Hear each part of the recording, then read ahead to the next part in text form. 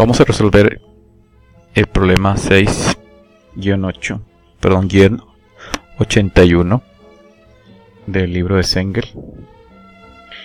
que es un problema donde vamos a utilizar las ecuaciones lineales de momento y también la ecuación de energía. Leemos el enunciado. Un estudiante de ingeniería considera usar un ventilador para demostración de levitación. Planea colocar un ventilador encerrado en una caja, de modo que el soplo del aire se dirigirá hacia abajo a través de un área de 3 pies de diámetro, correspondientes al círculo descrito por las puntas de las aspas. El sistema pesa 5 libras fuerza y el estudiante lo fijará para que no gire.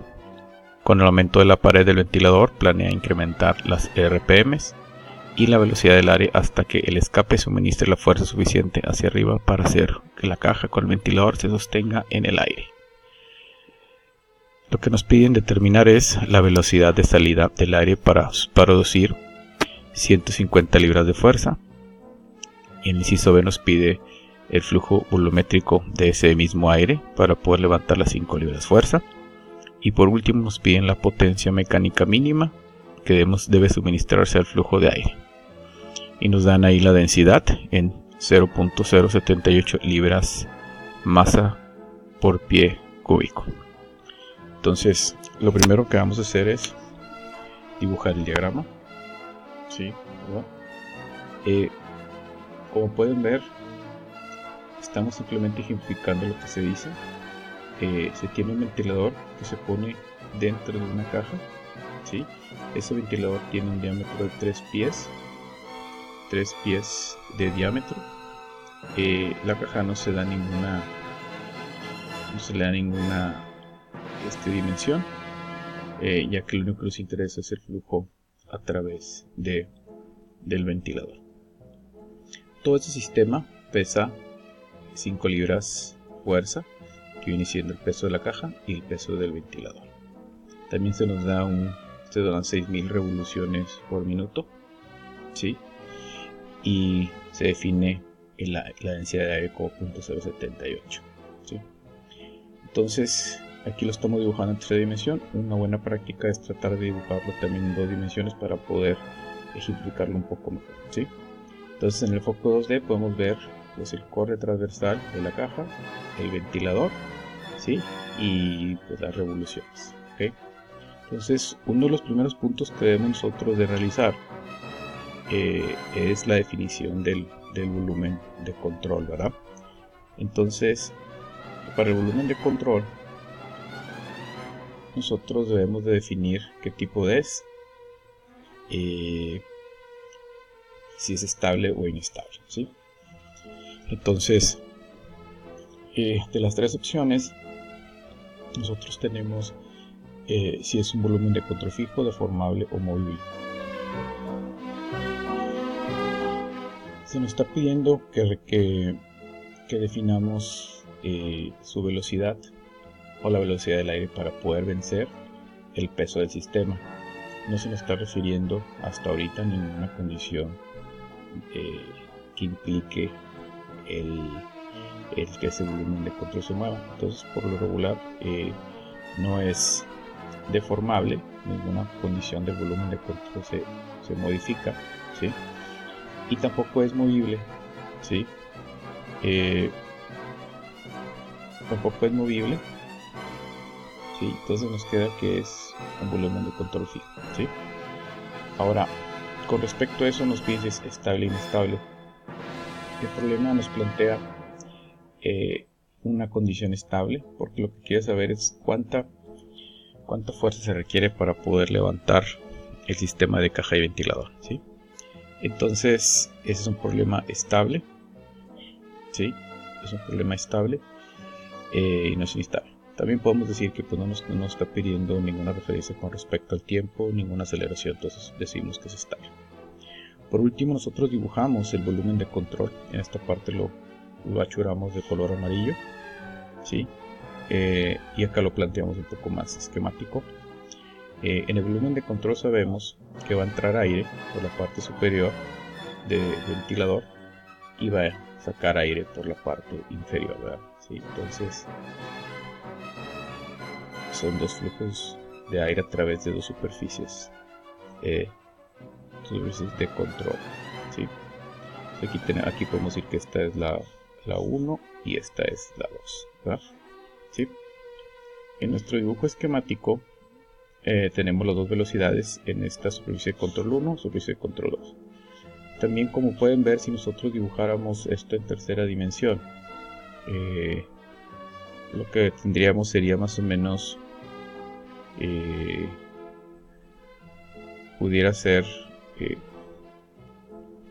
un cilindro, ¿sí? ¿Sí? Sí, un cilindro donde están las aspas de nuestro ventilador, y sabemos que solamente el flujo va en función vertical, ¿sí? Siendo que una puede tener restricción por aquí o simplemente por la condición de que vamos a utilizar solamente velocidades verticales en nuestra suposición, ¿sí? Entonces aquí tenemos nuestro volumen de control. Otra cosa importante con respecto al volumen de control es la definición de las fuerzas que actúan sobre el volumen de control. Entonces la fuerza que actúa viene siendo, pues, en el centro de gravedad viene siendo los pesos del ventilador y de la caja, ¿sí? Entonces nosotros ya tenemos planteado el volumen de control. Entonces lo que sigue ahorita a representar viene siendo la ecuación general que vamos a utilizar para resolver el problema. Entonces la ecuación general viene siendo la ecuación de cantidad de movimiento lineal, que se representa por la sumatoria de fuerzas que actúan en el volumen de control, ¿sí? El término de la suma o tasa de cambio del momento dentro del volumen de control, o sea que cómo nosotros vamos a plantear el momento, o cómo cambia con respecto al tiempo ese momento dentro del volumen de control, ¿sí? Y el segundo término viene siendo también una tasa neta de cantidad de movimiento que pasa a través del volumen de control, o sea, de lo que entra y lo que sale. La resultante de eso viene siendo lo que define esta integral, ¿sí? Entonces esa es la ecuación que nosotros vamos a tratar de resolver, ¿sí? Una vez planteado eso, nosotros podemos determinar algunas definiciones importantes para sintetizar o hacer más claro el problema. Entonces aquí tenemos las definiciones y vamos a aplicarlas en la ecuación general. Primeramente decimos que es un flujo en una dimensión, en eje Y. Por ende nosotros podemos decir que la sumatoria de fuerzas va a ser solamente en Y, donde hacia arriba es positivo. El otro punto va a ser que el flujo es estable, por lo que ya platicamos. Entonces el primer término se hace cero, ¿sí? Otra suposición es que el flujo es homogéneo a través del área, que quiere decir que vamos a tomar un valor de 1, quiere decir que va a ser el promedio de todas las velocidades en cada una de las superficies de control. Y por último, vamos a utilizar la suposición de que la velocidad de salida es mucho mayor a la velocidad de entrada, ¿sí? Entonces, aplicando todo eso, aquí podemos ver primeramente la aplicación de la primera suposición y identificamos dos superficies de control, ¿sí? Una y dos, ¿sí? Que para nuestro problema pues va a ser la parte superior y la parte inferior, ¿okay? El signo con respecto a este término es negativo, recordando que a través de una superficie de control, cuando entra es negativo y cuando sale, ¿sí?, es positivo, ¿sí?, solamente para esto, ¿sí? Después de esto nos quedaría que solamente la fuerza que actúa en ese volumen de control viene siendo el peso. El peso es negativo con respecto a la referencia definida por nosotros. Entonces nos quedaría que la velocidad de Y1, que viene siendo negativa por el concepto que ya platicamos, multiplicado por el flujo másico, se le suma la velocidad 2 por el flujo másico 2. ¿Sí? Aquí en esta parte, estos dos símbolos que yo estoy marcando como negativos son los símbolos referentes a la dirección que va a tener la velocidad. ¿Sí? Ambas velocidades van hacia abajo. Si suponemos que nuestro positivo siempre es arriba, esas van a ser negativas. ¿Sí?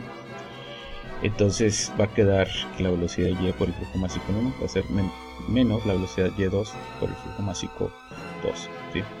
Aplicamos la última suposición donde la velocidad 1 es mucho menor a la velocidad 2. ¿Sí? Después de eso volvemos a plantear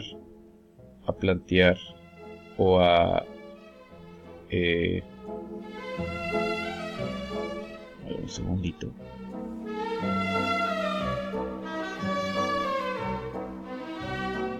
Vamos a volver a plantear que o expander el flujo másico. ¿Sí? Para esto pues nos queda que la velocidad de y2 al cuadrado multiplicado por la masa y multiplicado por el área 2 va a ser igual al peso del sistema. Como pueden ver, ya todo queda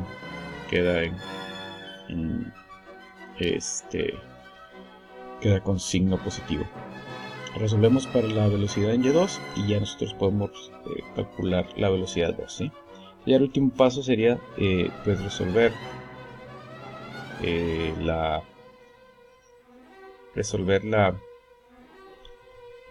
ecuación. ¿Sí? Resolvemos la ecuación, lo que nos va a hacer dar la velocidad necesaria para producir las 5 libras. Entonces resolvemos. Aquí pues lo único importante enseñarle viene siendo las unidades y el tema de que el peso se nos da en libras fuerza y la densidad en libras masa. Entonces por eso utilizamos el factor de conversión de un slug igual a 32.2 libras masa. Aplicamos también la relación de fuerza con respecto a masa por aceleración para el sistema imperial. Resolvemos y nos da que pues esta multiplicación con todas las unidades nos va a dar pies cuadrados segundos cuadrados. ¿Sí? Son a 2.92 y la velocidad a la salida para poder levantar 5 libras viene siendo 17.09 pies por segundo. ¿Sí? Por último, nosotros calculamos el inciso B, que viene siendo flujo volumétrico necesario también para levantar las 5 libras fuerza.